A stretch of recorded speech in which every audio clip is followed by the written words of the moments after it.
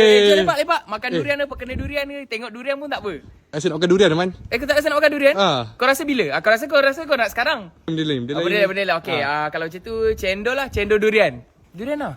Ya, craving benda manis lah. Okey, kita makan musang king. Musang king manis. Tak payah. Sedap. Aku ada daripada Man. pokok lagi. Ih, Jangan Man. Ui, bucu dia tajam sia. tajam lah bucu dia macam musang king tak tajam dia kan? Musang king lah, jom. Makan. Jom. Aku ada 100 biji. Durian lah. Sakit-sakit lah kan?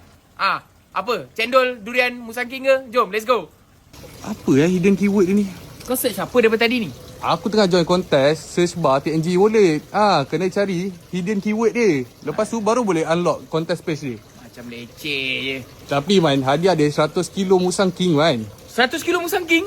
Cepatlah search keyword dia. Apa keyword dia? Cepat.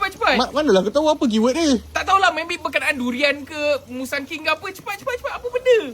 Maybe kita boleh jadi pemenang ni tau.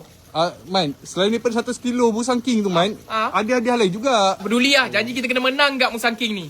Yelah. Tapi kan, search bar dia function kan, Man? Function. Kau kalau nak guna kan, kau guna je search bar dia, semua benda keluar.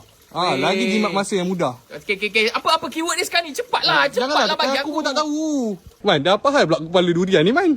Aku dah boleh bayangkan dah 100 kilo musang king kita dapat. Tapi tak confirm menang lagi. Aku nak musang king juga sekarang juga.